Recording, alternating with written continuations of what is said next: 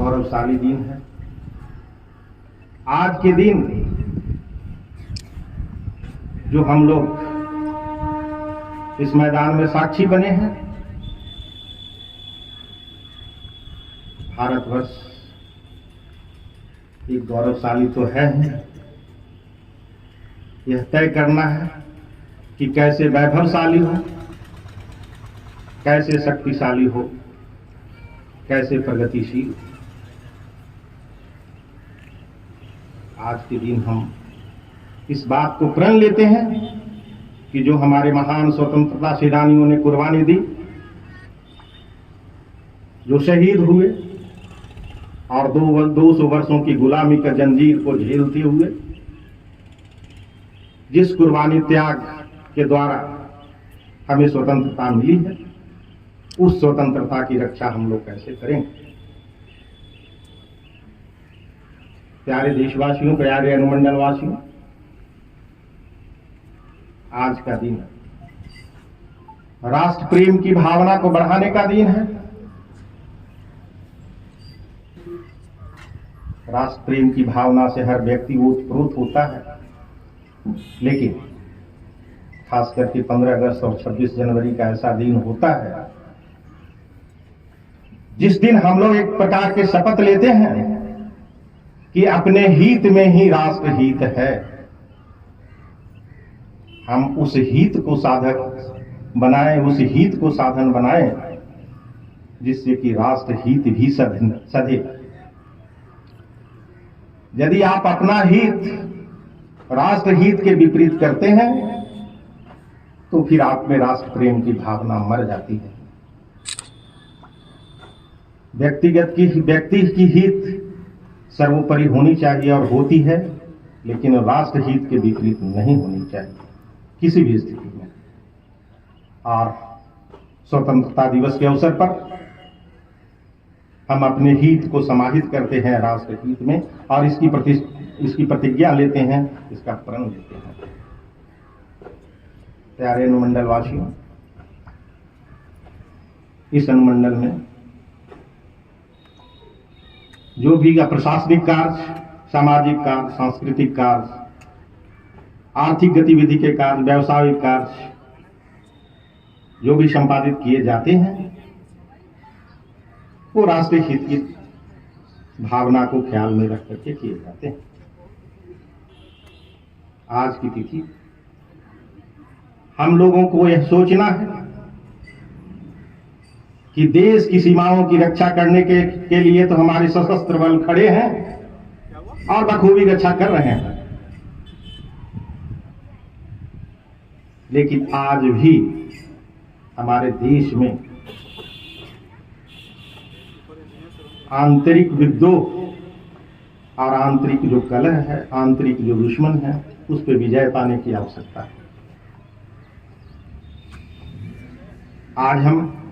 आज की तिथि में भी हम आतंकवाद से, संप्रदायवाद से, आपसी वैमनस्यता से, आपसी कटुता से ग्रसित होते हैं, जो राष्ट्र को खंडित करने का काम करता है, राष्ट्र को विभाजित करने का काम करता है।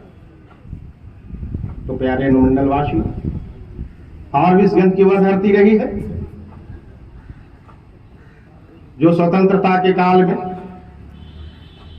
स्वतंत्रता प्राप्ति करने में अपना अमूल्य योगदान दिया है और जिसका साक्षी हम लोग 14 अगस्त को बनते हैं और यहाँ के जो शहीद हैं उनके प्रतिमा पर माल्यार्पण करते हैं।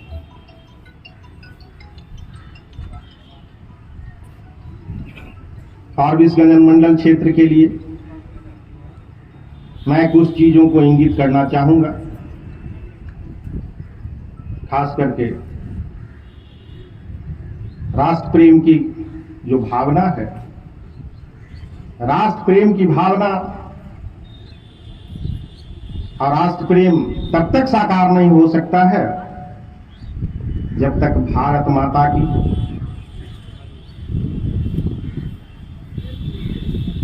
जो परिकल्पना की गई है वो भारत माता की धरती को हम लोग किसी भी प्रकार के अतिक्रमित नहीं करें। भारत माता की जो जमीन है बिहार सरकार की जो जमीन है उसकी रक्षा करना प्रत्येक राष्ट्र प्रेमी का कर्तव्य है। मैं इस मंच के माध्यम से एक छोटा सा उदाहरण आपको प्रस्तुत करना चाहता हूं।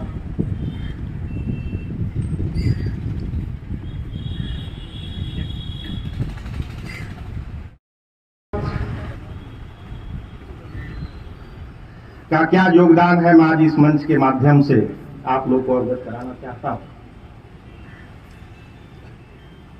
अनुमंडल पदाधिकारी फारबिसगंज का एक पत्रांक, जिसको कि आप लोग नोट करना चाहते हैं तो नोट कर लें। पत्रांक 524 दिनांक 24/5/2022 को निर्गत हुआ था और इस पत्रांक को निर्गत होने के बाद बिहार सरकार के 30 एकड़ भूमि को हमारे अंचलाधिकारी ने मुक्त कर दिया। जो जमींदारों के, तथाकथित जमींदारों के खेल से, कुछ लोगों के कुकृत्यों से कुछ लोगों ने कब्जा कर रखा था, आज 30 एकड़ की जमीन इस फारबिसगंज की धरती पर उपलब्ध है। बिहार सरकार की जमीन उपलब्ध है जो गरीबों को, बेसहारों को, शोषितों को, दलितों को, दलितों को हम आसानी से दे सकते हैं, सरकारी योजनाओं पर उस पर ला सकते हैं।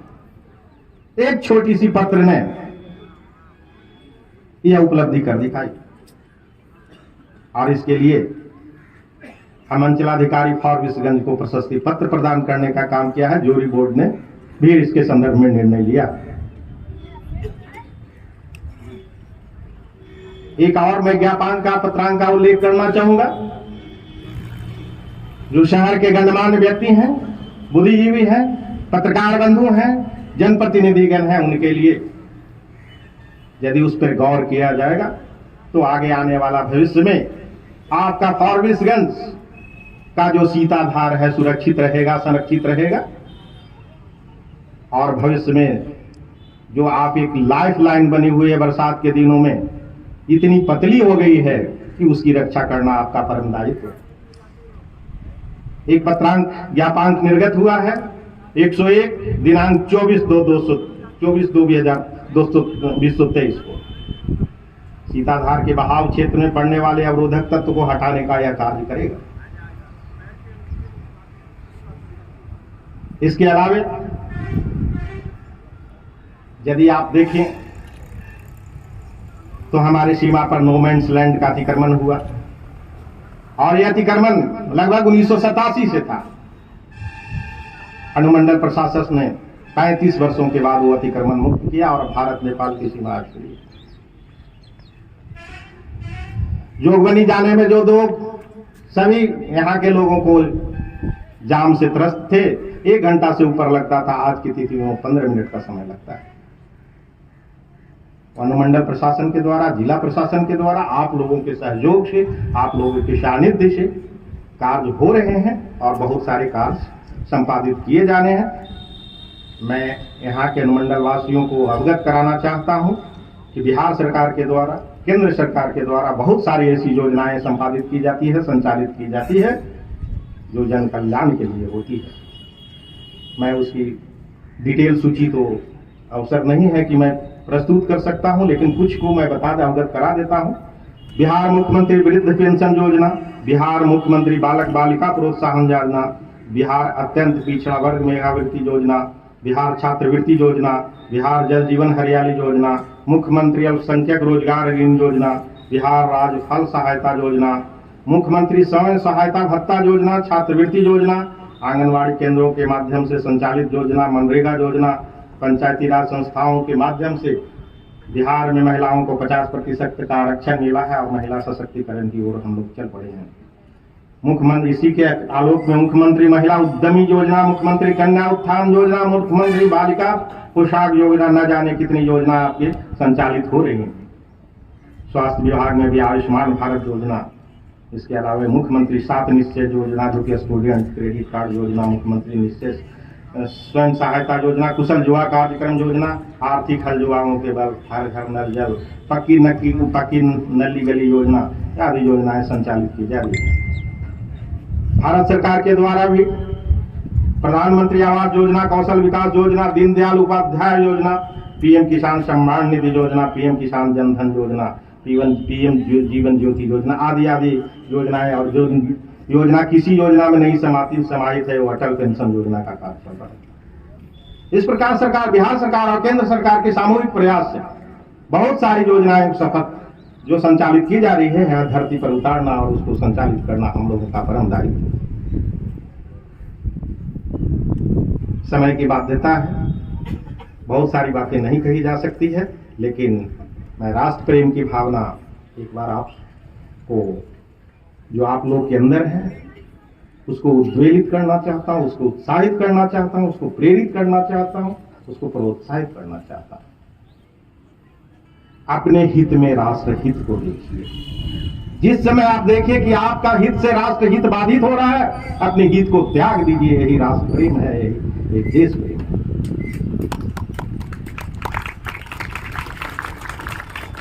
अब मैं अनुमंडल वासियों को अवगत कराना चाहता हूं कि अनुमंडल क्षेत्र में बहुत सारे ऐसे व्यक्तित्व और कृतित्व रहे हैं जिनके द्वारा बहुत ही उल्लेखनीय कार्य किया गया है और प्रशासन का भी दायित्व बनता है कि उन लोग को सम्मानित किया जाए। और इस मंच से मैं घोषणा करता हूं जिनको कि सम्मानित किया जाना है।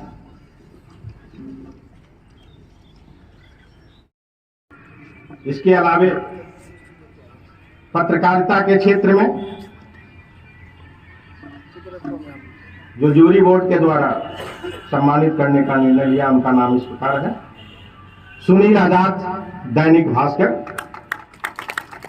विपुल विश्वास, प्रभात खबर; अंजनी गौतम, हिंदुस्तान; पुरुषोत्तम भगत, दैनिक जागरण। इनके खोजी पत्रकारिता, अपायनी लेखनी, इनका समर्पण, इनका त्याग जो पत्रकारिता क्षेत्र में रहा है, हमारे जूरी बोर्ड ने इसको सम्मानित करने का निर्णय लिया। व्यवसायिक क्षेत्र में दो ऐसे व्यवसायी का नाम चयन हुआ है जिनका व्यावसायिक गतिविधि, व्यावसायिक कार्य बड़ा ही सराहनीय रहा है। उसमें पहला नाम है कॉन्सम कंपनी के डायरेक्टर समर गोयल को, दूसरा नाम है Jaspal shopping mall, Amandeep Singh.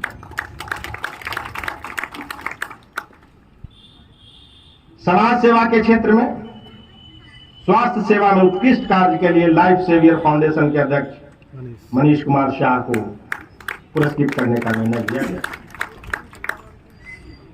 Civil society Forbesganj द्वारा निरंतर समाज सेवा के कार्यों में अग्रसर रहने और बढ़ चढ़ के हिस्सा लेने, रेलवे का विस्तार आदि करने और हमेशा तत्पर रहने के कारण मांगीलाल गोलछा जी को पुरस्कृत करने का निर्णय लिया गया।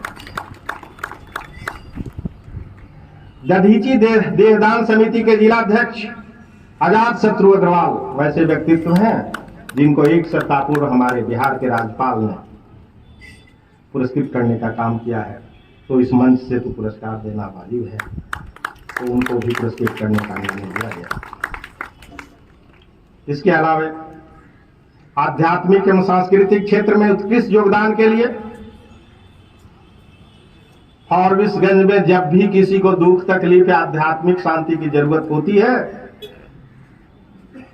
या मन बेचैन होता है तो ओम शांति एक सेंटर है।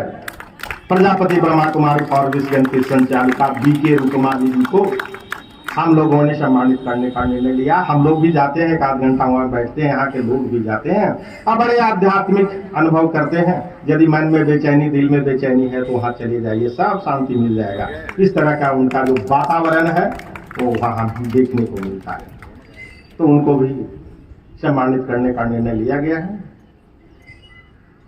कराटे के क्षेत्र में फॉरबिसगंज बच्चों को कराटे सिखाने और राष्ट्रीय स्तर पर उनका नाम रोशन करने के संदर्भ में उल्लेखनीय योगदान के लिए शमशाद अंसारी को भी पुरस्कृत करने का निर्णय लिया गया।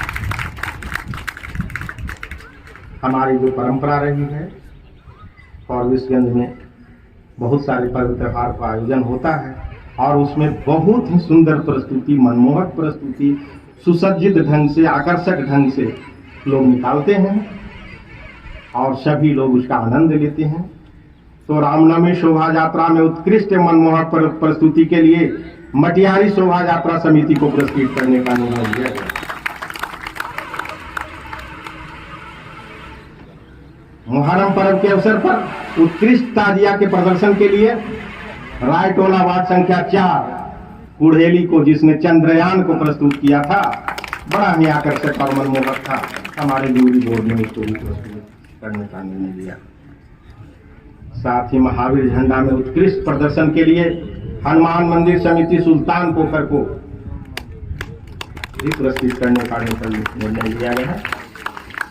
वीरनगर विशहरिया हरगामा में एक ऐसा जगह है जो आए दिन विगत दिन में काफी लोगों को परेशानी की जाती थी, लेकिन विगत कुछ वर्षों से काफी ही सराहनीय, उल्लेखनीय और मनमोहक कुछ कवि हैं जिन्होंने बड़ा ही अच्छा कार्य किया है, उनको भी इस मंच से पुरस्कृत करने का निर्णय लिया गया है।